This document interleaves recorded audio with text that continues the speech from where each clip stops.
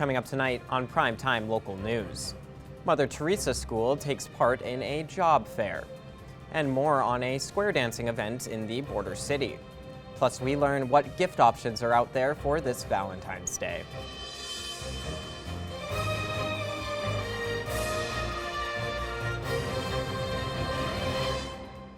Primetime Local News, serving the Lakeland and Midwest regions. Issues at the Lloydminster Hospital have been brought to light over the past few months, showing a lack of staffing for the CT scanner and disruptions to other services.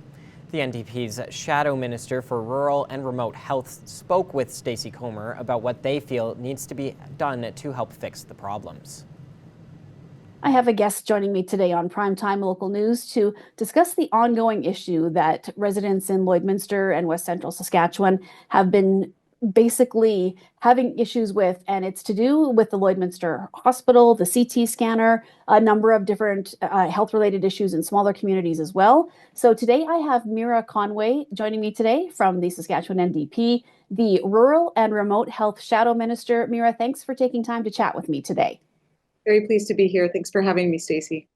Well, you are well versed, obviously, with what's been happening here. The CT scanner has been, one of the things that most people have been talking about, the fact that it hasn't been staffed 24/7. And there have been a number of people who have come forward and said it has affected them or family members. And in some cases, there are people saying that it may have even resulted in the death or possible deaths of people because they haven't been able to get that care in a timely manner. So, Mira, what have you guys been doing in the NDP to get to the heart of the issue, to what's happening and to how things can be fixed?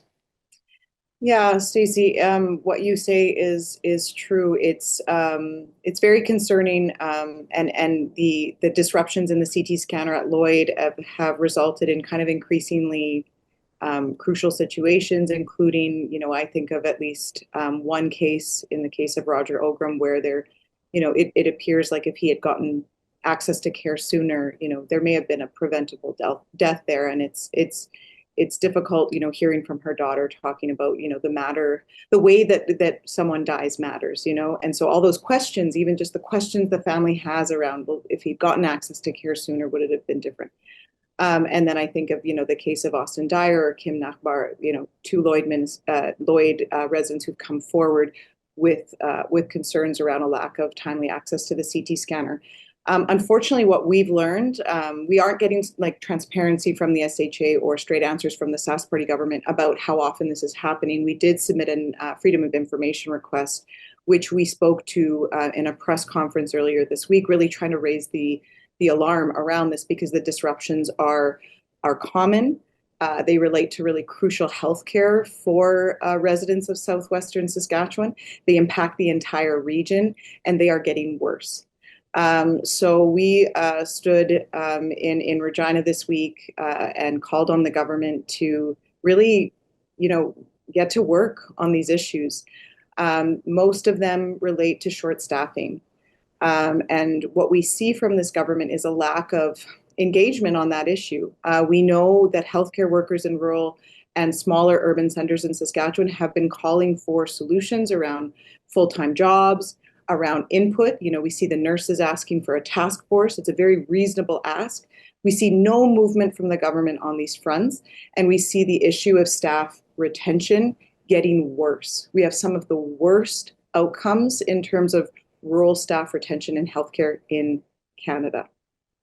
Well, the Freedom of Information documents that the NDP requested and that have been posted, it's really quite shocking to see not just the Lloydminster Hospital, and it's not just the CT scanner. There's basic radiography services, medical services impacted, and then the smaller communities in this area too. So you talk a little bit about staffing, but this has been going on, in the case of Kim Nachbar Madsen, who I spoke with, her incident was well over a year ago. So things haven't been moving quickly. So what needs to be done? Does the public need to get involved much more? I mean, where do we go with this to help get the changes that we need? Yeah, I would agree with many of the advocates that you interviewed that it's important for this government to hear from local residents, because what I see happening is this is a government that is taking rural and smaller urban centers for granted because the health services that people need are simply not there. and it's moving in the wrong direction. Like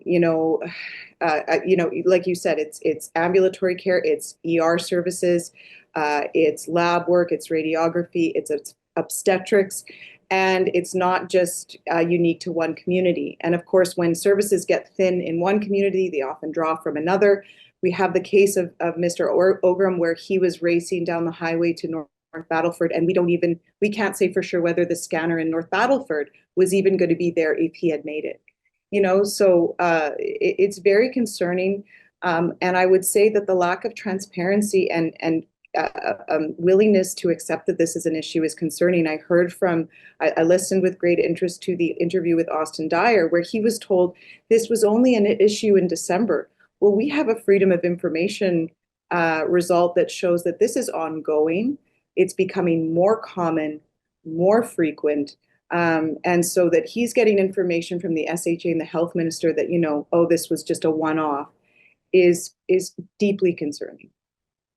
Well, Mira, I had a chance to show you the statement that I have received from MLA Colleen Young, Lloydminster's MLA, just this morning. I'm just going to go over, paraphrasing a little bit.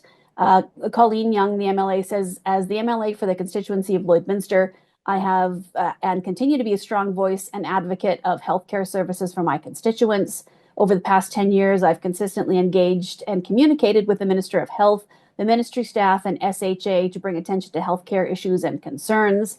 She goes on to say, following the campaign in the fall speech from the throne, we announced our goal to work to ensure everyone in Saskatchewan has access to a primary health provider, a doctor or nurse practitioner by the end of 2028. She says we don't take that promise lightly, and then goes on to say, while the NDP focuses on criticism, we remain dedicated to collaborating with the SHA and stakeholders to find real solutions for improving healthcare access. Mira, what does this statement mean to you when you hear it? It's disappointing. Here we have an MLA who's been in her post for a decade. She has been the MLA for 10 years. And during her tenure, we have seen the issues in Southwest Saskatchewan only get worse in healthcare, and the situation in Lloyd only get worse. She out of one side of her mouth says that she's committed to solutions, but then out of the other side of her mouth, she touts the Sask Party government's Human Resources Action Plan, which we know has been a total failure. As I said, worst in Canada in terms of retention of healthcare workers in rural communities. Ms. Young's job is to be the champion for her local community in Regina, vis-a-vis her government. It is not to be, the PR person for the Sask Party in her local community and defend a status quo that is not working. So it's disappointing to hear. I think if you speak with stakeholders, they will not say that they're being listened to or heard or collaborated with. Again, this task force that was announced during the election as an 11th hour promise, something that's been asked for by healthcare workers now for years. They said they'd do it. There's been no movement on it. So again, we need to actually collaborate. We need to acknowledge the issue. We need to listen to healthcare workers on the ground because they have ideas around the solutions, and then we need action. We don't need PR statements. We need this MLA to actually show up, take interviews, meet with the people impacted, and then champion those solutions to her government, to her Sask Party colleagues so that things actually get done.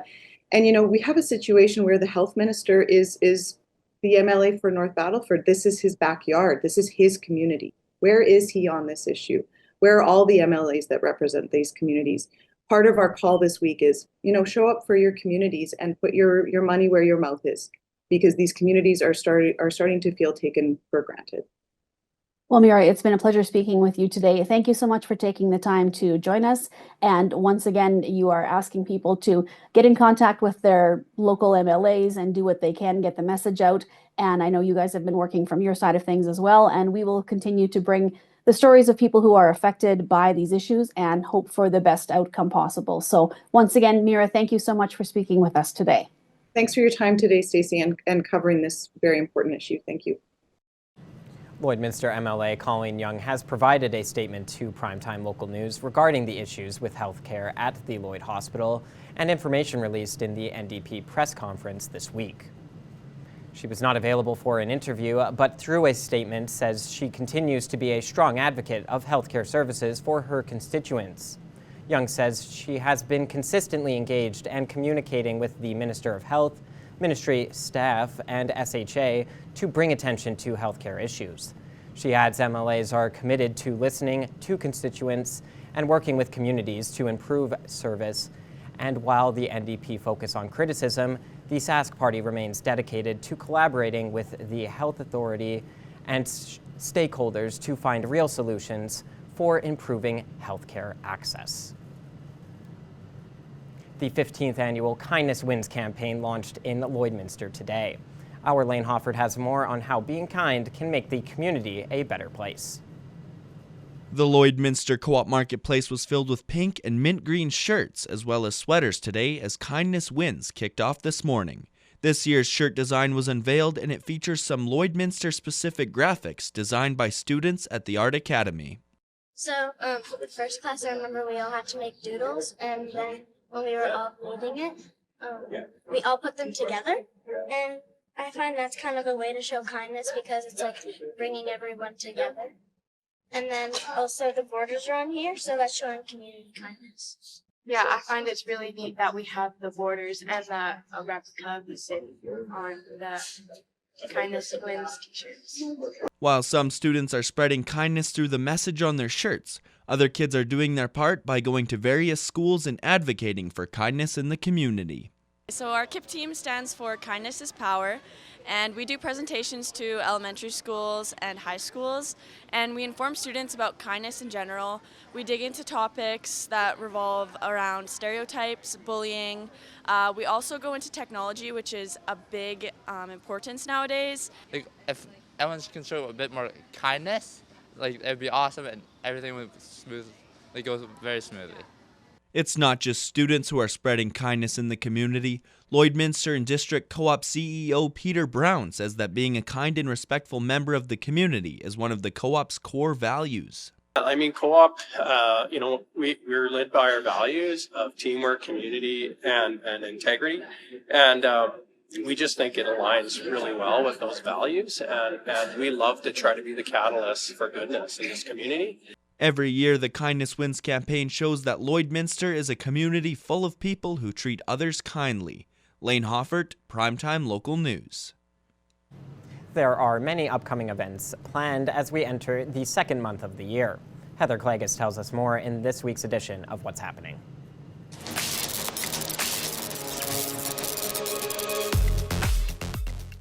Finding Nemo Jr. takes to the stage at the Vic Juba Community Theatre this weekend. Center Stage Studios brings you this great family show, which is full of amazing local talent.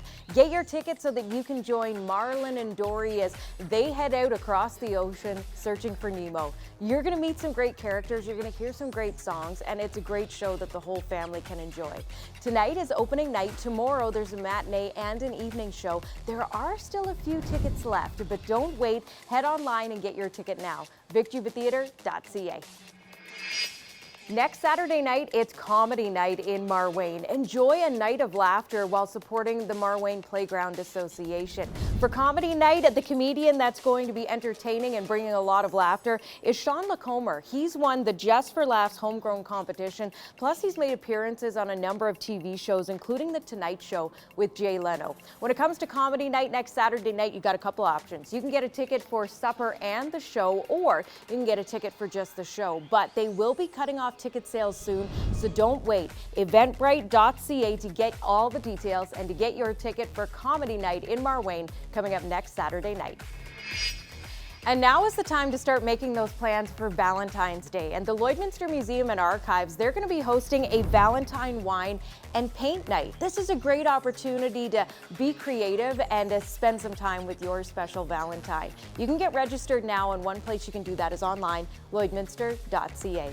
Well, whatever you choose to do this weekend, we hope you stay safe and stay healthy.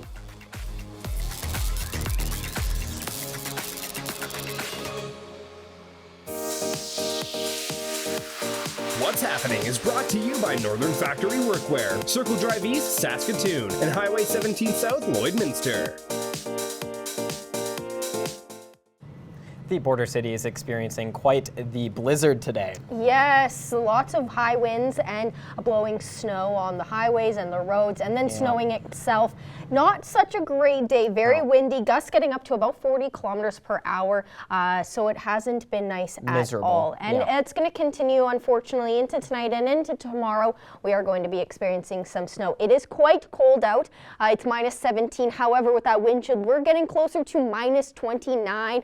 We were experiencing wind chills up to minus 30 throughout the day, so definitely not that great out. 32 kilometer per hour winds and gusts getting up to about 40 kilometers, so definitely quite windy out, so be cautious when going out tonight. It is not going to be great on the roads. Minus 17 also out in Marwayne, minus 16 in Cold Lake and in Bonnyville, minus 13 in Provost, minus 14 in Wainwright, minus 15 in Vermilion, Vegreville, and St. Paul, minus 12 in Edmonton. And in Saskatchewan, minus 20 up in Isle Cross, minus 17 in Pierceland and in Green Lake, also out in North Battleford, minus 16 in Meadow Lake, minus 18 in St. Walburg and in Maidstone, and minus 12 out in Macklin. Overnight tonight in North Battleford will be at minus 15 for the low. It will be very windy, about 30 kilometers per hour. Periods of snow throughout the evening, accumulating about an additional 2 to 4 centimeters, a 94% chance of that. So it's not going to be a great evening out tonight. And into tomorrow, a high of minus 12. Winds also quite strong, 22 kilometers per hour. In the morning, it should calm down by the afternoon, but it still might be quite windy. And there is going to be a 90% chance of some flurries in the afternoon, accumulating about another 2 to 4 centimeters. In Cold Lake overnight, minus 17 will be your low for this evening. Periods of snow, 94% chance, 15 kilometer per hour winds, accumulating about 3 to 6 centimeters. Into tomorrow, minus 15 as a daytime high, very cold, 15 kilometer per hour wind, so not as bad, but it will be snowing, accumulating an additional 6 to 12 centimeters. So it is going to snow quite a bit in Cold Lake. Overnight tonight here in Lloydminster, we will be cloudy and windy, 26 kilometers per hour. Minus 16 will be our low for this evening. Into tomorrow, 6 a.m., minus 15 will be our temperature around there, 26 kilometer per hour wind, so it is going to be quite windy out. That's going to pick up to 28 kilometers by noon, minus 16 and cloudy, minus 18 by 6 p.m. And 28 kilometer per hour winds as well. And there is a chance of some snow later on tomorrow as well, minus 24 by midnight, 33 kilometer per hour wind, so it is going to be quite windy throughout the day. Over the next 3 days, it is going to get up to a high of minus 14 tomorrow, and there is about a 94% chance of about 3 to 6 centimeters of snow falling. On Sunday, it might be sunny, but it's still going to be very cold, high of minus 24, low of minus 29. And the same thing on Monday, sunny but very cold, high of minus 24 as well, low of minus 30. As a first look at your evening weather forecast, we'll have more news coming up after the break.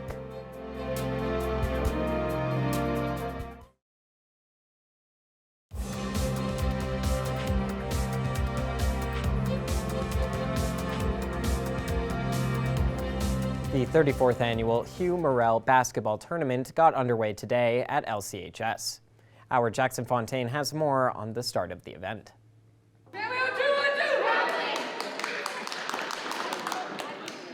The tournament started off with a video montage of the two home teams, followed by a three-point contest which got the crowd entertained. The girls team from Lloyd has had a successful year and are hoping to continue their success. I think we have 11 wins and 5 losses, and we've been going to some different tournaments than normal, so just different competition, playing people who have never met us before.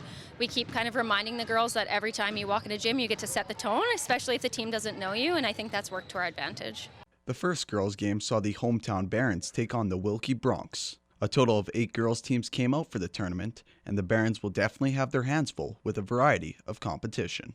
We play our best games when we work together as a team, so I think we just need to know that the crowd is just there and we just don't need to worry about it and just do what we know how to do. Definitely communicating with each other. We've been working on that all season. I mean, skills are a big part of it, but being able to actually work as a unit and come together, especially when it's loud and there's new people and all that kind of stuff, that home pressure, I think that'll be really important for us. The tournament will continue throughout the weekend with the gold medal game planned for Saturday night.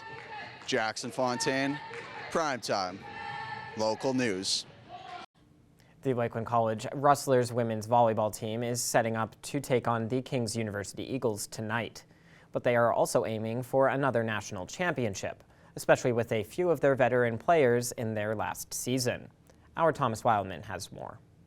The Lakeland Rustlers women's volleyball team is practicing hard as they have the lofty goal of making it back to the CCAA National Tournament and repeating for the third year in a row as national champions. A majority of their team were part of the team that won last year, but one player is new to the program and hopes to finish out her career with a national title. I thought I was done playing volleyball after last year. Just kind of wanted to go back to U of A, play, do school, that kind of thing. And then Austin ended up reaching out, and we kind of just had a conversation about it, and I decided that it was going to be a good opportunity for me to come here and play my last year. I kind of lost my love of volleyball for a little bit. We feel kind of just like a little family, and I haven't been here for that long, and so even just getting that feeling in 4 months that I've been here is pretty amazing to be a part of an experience. And head coach Austin Dyer has appreciated bringing in the veteran setter, not only for her playing ability, but her mentoring skills as well. She's been a really good mentor for our two younger setters as well. And so I think that relationship between the three of them is very good. And, it's setting us up for our two younger setters to be able to take over heading into next year. And they'll be able to use all the stuff that they learned from Jana in the previous years and now this year from another old veteran setter. Another player who came to the Rustlers partway through her career has been Lana Matthews, who has flourished in Lakeland and has been a key contributor to the past two national championship teams. So when I first kind of noticed Lakeland, it was during COVID. Our school wasn't allowed to enter the school, right, basically. And you saw online that Lakeland was playing, like practicing in their gym. So I knew right there that that was something that I needed to make sure that I could get to. Is they never took a day off, even when the world basically shut down. And I think that's what's been pushing us here the last 3 years. Even like we just continue to push when everyone else kind of sits down. And she's grown tremendously as a player, and she's also grown drastically as a person. And so, in both of those categories, I'm really proud of the work that she's done since she's been here. One of the other key pieces to the Rustlers' success over the last few years has been 7-year veteran Janae Varga, who almost wasn't a part of the Rustlers. Our roster was full at the time, and she sent me this video where I couldn't watch very well and couldn't really see a whole lot, and so I just kind of sloughed it off and was like, you know what, we're full, I'm sorry, we don't have a spot for you. Fast forward a month later, and I watched her play at a club tournament just kind of by accident. Walked in, saw the game, realized who she was, and I literally watched her for 3 rallies, and I started panicking right away that I had made maybe the biggest recruiting mistake of my career. Thankfully for Coach Dyer, Varga would become a member of the Rustlers, and when she retires later this spring, will be the most decorated player in the program's history. And she is very excited to have the chance to three-peat with the Rustlers. An experience I couldn't have really dreamt of. Our first year, it was just, we were so excited to win, and then to go back-to-back was just a dream to come true. And so now to have kind of the same squad again this year it's pretty awesome, and we're pretty excited. The final graduating player with the Rustlers has already stopped playing volleyball due to injury, but has continued to be a key part to the Rustlers as one of their assistant coaches, and also continues to serve the city of Lloydminster. It's definitely been a transition. I think every single thing that's come up throughout the year, it's been a little bit different coming to it as a coach instead of a player. But I've also done a lot of coaching throughout my years, so I knew that's something I always wanted to do. Then also do anything possible in my role to still help this team win while being off the court. Everything that Sarah did for us as a player, she did to the best of her ability, and worked through all of that. And again, was a starter on a championship team. She started 2 small businesses since she's been at Lakeland College. She's on the EDI committee of the ACAC. She's spoken at multiple women's conferences and all of those things. She's an extremely high achiever and very, very busy all the time. She loves to be busy and involved. All of the Rustlers will continue their quest for the 3rd national championship in a row when they take on the TKU Eagles. Thomas Wildman, Primetime, Local News. And we'll have more Primetime Local News after the break.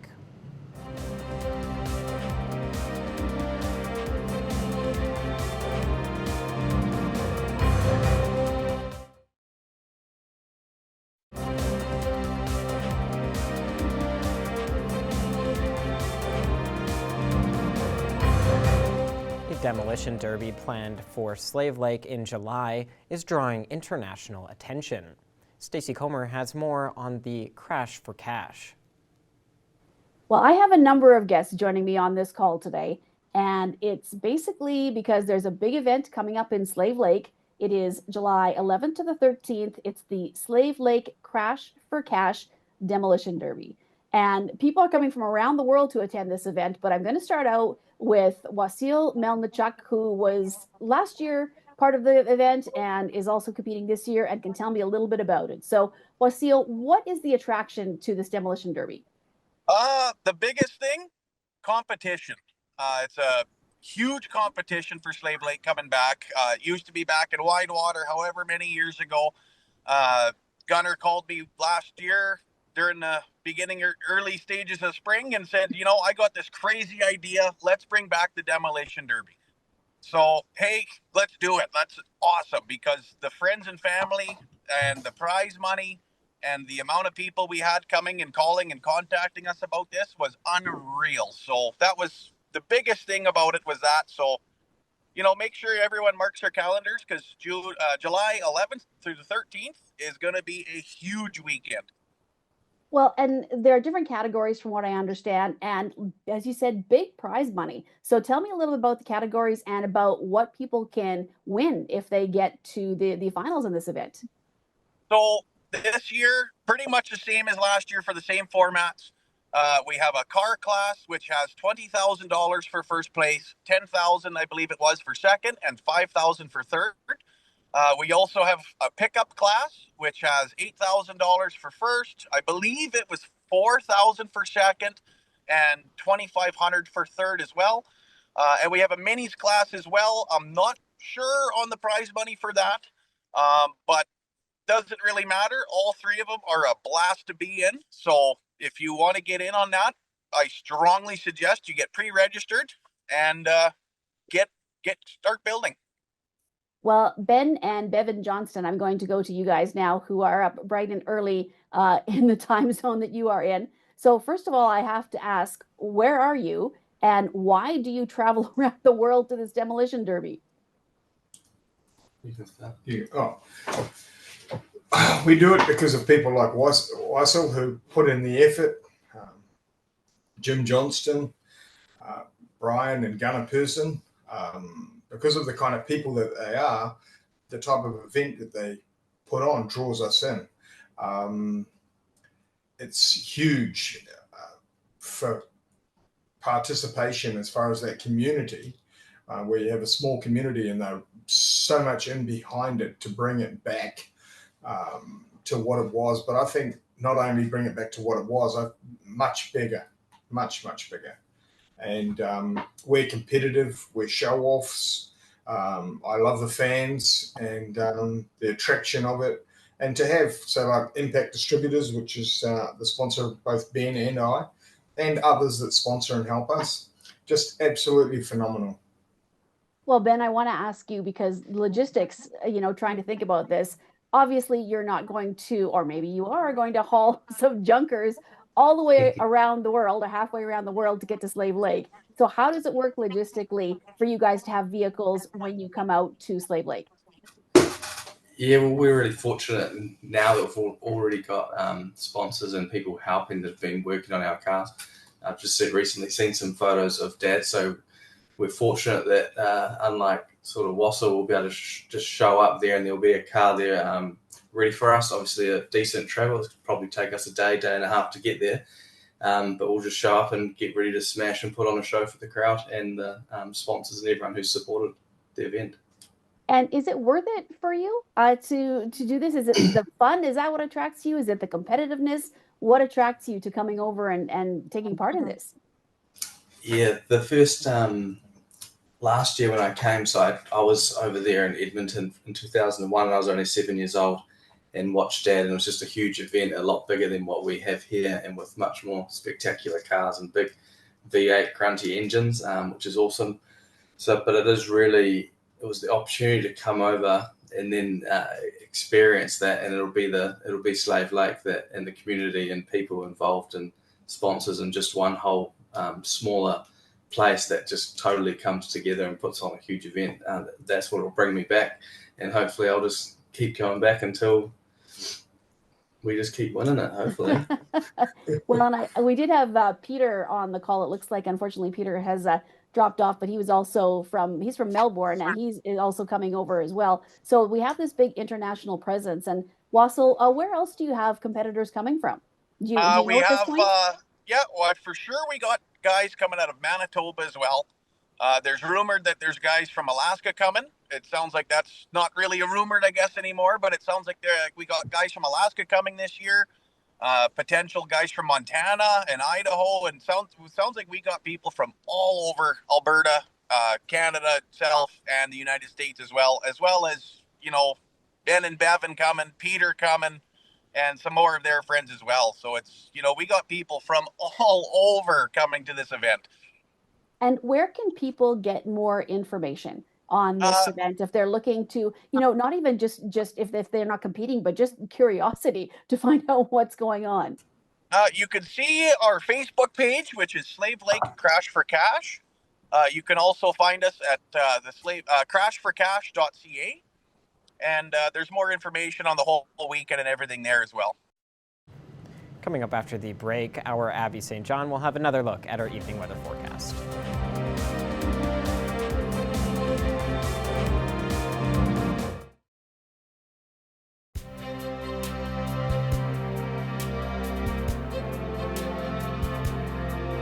Taking a final look at our evening weather forecast, -17 here in Lloydminster. It was not a great day out, quite miserable actually with all the snow and the wind. That will unfortunately continue into tomorrow as well. -16 out in Cold Lake, -15 in Athabasca, -12 in Edmonton, -14 in Whitecourt, and in Edson, -9 in Jasper and Rocky Mountain House, and Red Deer sitting at -10.